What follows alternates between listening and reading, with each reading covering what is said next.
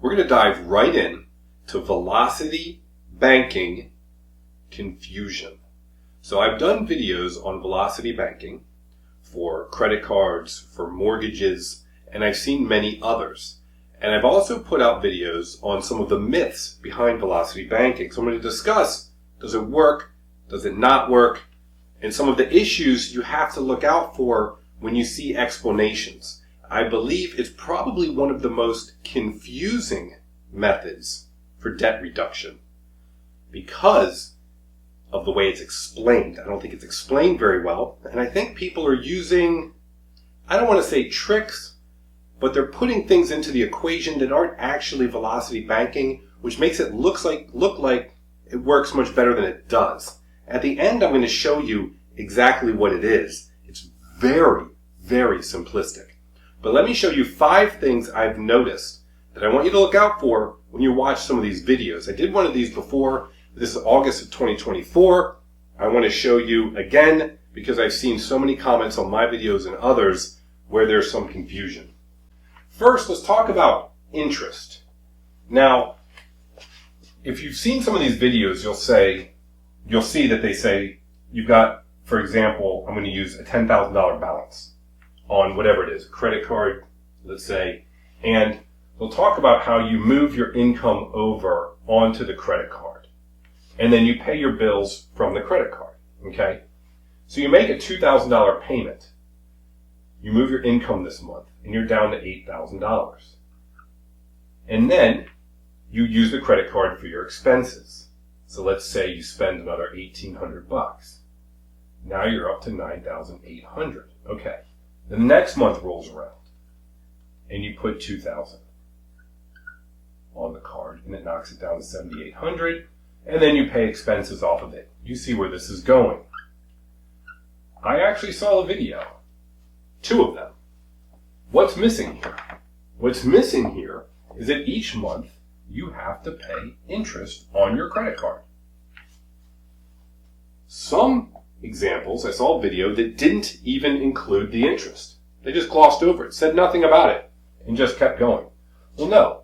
You have to add in, not only is it $9,800 at the end of that month, but it's $9,800 plus, I don't know, let's say $150. $99.50. There's interest. Okay. The second thing I've noticed is a video that said, yes, there's interest, but don't worry about it. You can just, $150 a month, $200 a month. In this example, no big deal. Just go get another job. Go drive a car, go drive an Uber, go do something else. Okay, neither of those are part of the velocity method. The velocity method doesn't say, go get another job. That's another debt method, and that method's called, go get another job. So, don't fall for that, because the interest makes a big difference, because I'll show you at the end that interest is the way in which you're saving money.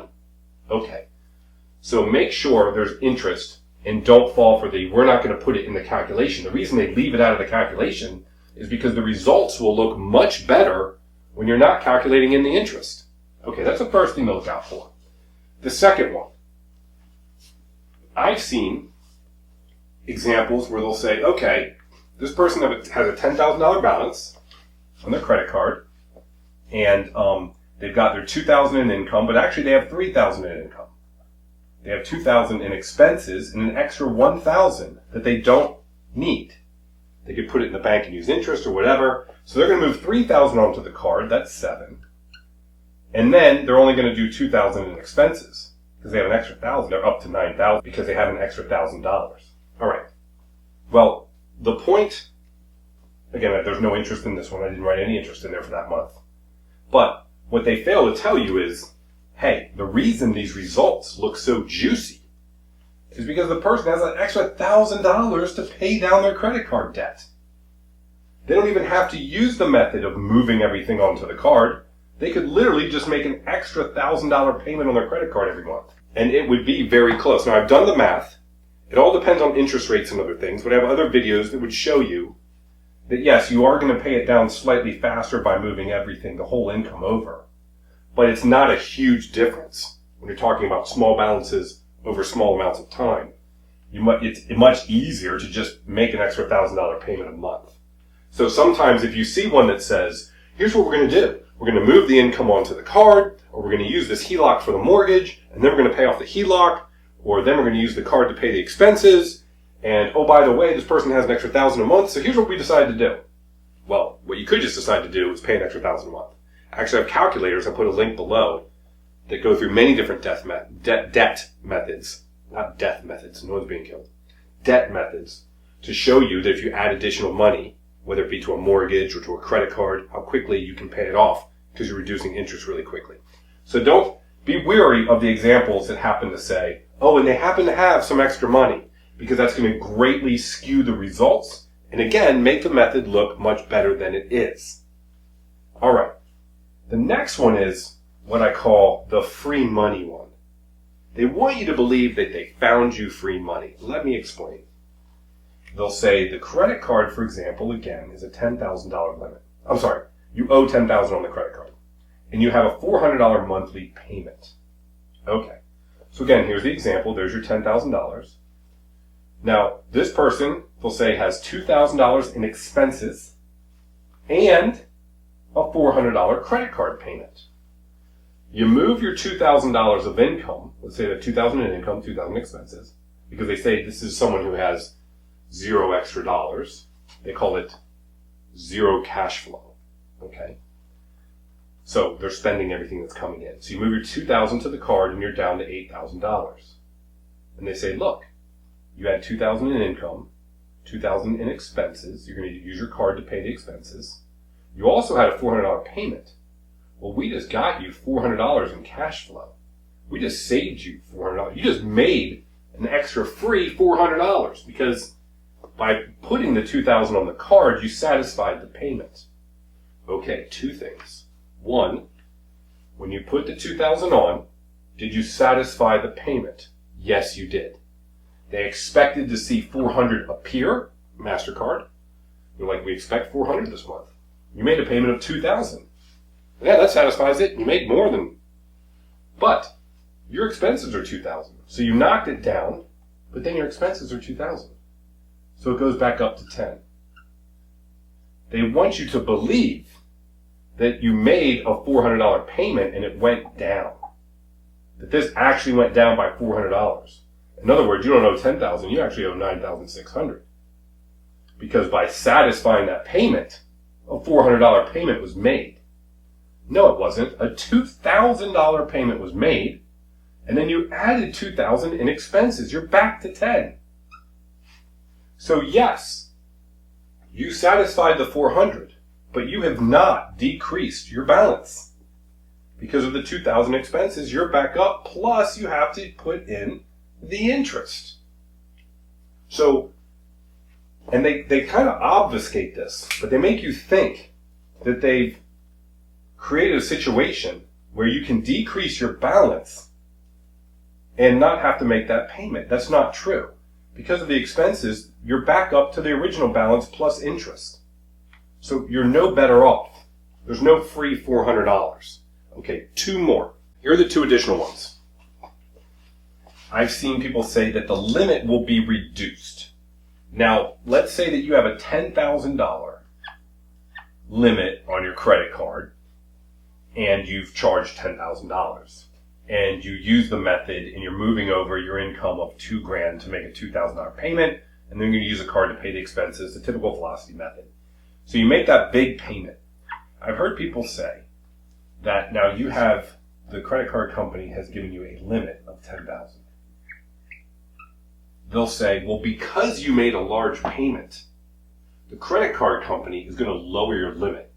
They're going to call you, send you an email, voice message, whatever. They're going to lower your limit to like $8,000 because you made a big payment. That's not what they're going to do. Now, can people's limits be lowered? Yes, they can lower your limit. But think about the fact that they make money. How do they make money? Well, first of all, if you have a balance and you're paying interest, they might be making up to 24% more or less. That's a lot of money if you're carrying a balance. If you don't carry a balance and you pay it off, and you'll see some of my other videos, they show you how you can, make quite a bit of money back using cashback cards, paying off the balance, not paying interest. But when you go and you buy something at a merchant and you pay, say, $100 for that item, the merchant may pay a 3% fee to the credit card company. So the merchant may only get $97. You probably noticed this because sometimes if you buy a big ticket item, they'll say, ooh, we have to put a 3% surcharge on that because they want you to pay for the credit card surcharge.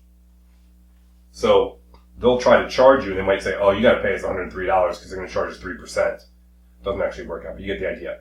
So in this case, the bank is still making 3%. Even if you pay off your credit card every month and they never get to charge you interest, they still make money because you're using the card. They want you to use the card.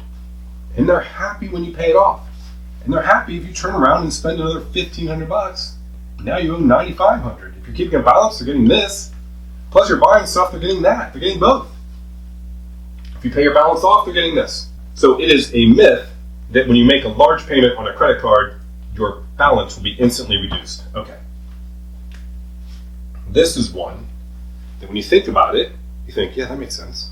But not always does it mathematically make sense. Or is it correct? They say, you paying a low rate balance, a low rate interest rate. So let's say you've got a mortgage of $400,000 and you have a 6% loan.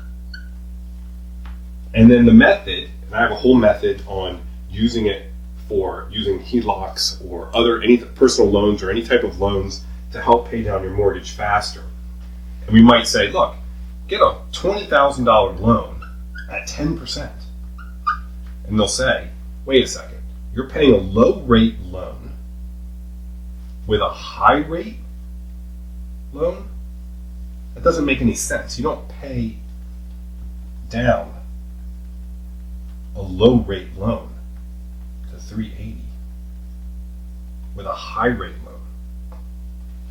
Now, if these balances were similar, $50,000, $50,000, whatever, and the rates were as they are, 6 and 10, but the terms are really low, a year, 2 years, typically mathematically it won't make any sense. But when you're talking about a long-term loan, like 30 years or 360 months, and the higher rate that you're using to pay it down may only be 12 months or 24 months, then yes, it can make sense. Because even though it's a higher rate, it is a substantially lower term in terms of months. And you'll see from that video that you do end up, when you use this method, you can reduce your balance and save on interest faster. Okay, those are the 5 things.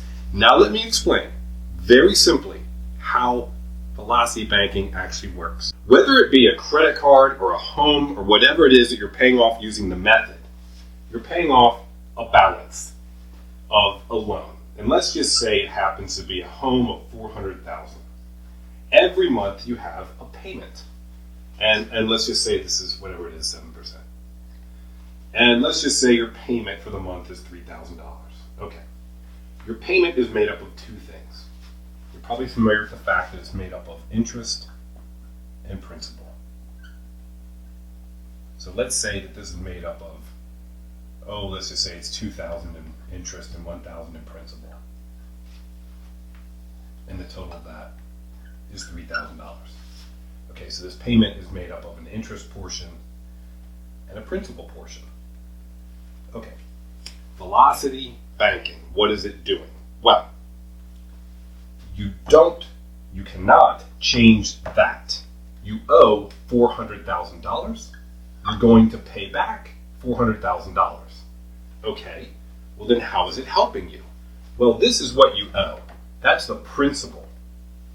So what can you do? The only thing you can attack is the interest. Over time, since this is 360 months, you're going to pay interest. Let's just say, I don't know, I didn't do the math, but let's just say you're going to end up paying $800,000 in interest over this 30-year mortgage. I'm just making up a number. It doesn't matter what the number is. You have to pay this back. So you can't do anything about that. This you can change. So velocity banking attacks the interest. Plain and simple. Okay, how do you do that? Well, if you have a $400,000 loan, your first payment, like we showed, let's say it's $2,000 interest and it's $1,000 principal. And that's because they're calculating the interest on the total $400,000. After you make your payment, since this is principal, you've paid it down by $1,000. You now owe $399. I'm using made-up numbers. You now owe $399. So the interest is calculated not on this, but on this, because this is what you owe. So interest on this number is obviously less than interest on that. So let's say that you now paid $19.99 in interest, which means you paid principal $1,001. Okay, you can see where this is going. Over time, this interest number goes down. So people say loans are front-loaded. Well, all that means is you're paying interest on the balance, and the balance is highest when you first start paying it. Over time, the balance goes down. Years go by, and you're at $350,000, and interest might be $1,500, and principal might be $1,500, whatever it is. Okay, so if you can only attack interest, and interest is calculated on the balance, and the lower the balance, the lower the interest, well then we know exactly what velocity banking needs to do. It needs to lower your balance. It needs to lower your balance faster. So that's why when you see them talk about a $400,000, I think that's the example I used in my mortgage. I'll put links to the velocity banking for mortgage and for credit card below. But let's say you took a loan immediately for $20,000. It dropped your balance to $380,000. Now interest on $380,000 is substantially less than on $400,000, especially when you're talking about this thing's going to go on for 30 years, 360 months.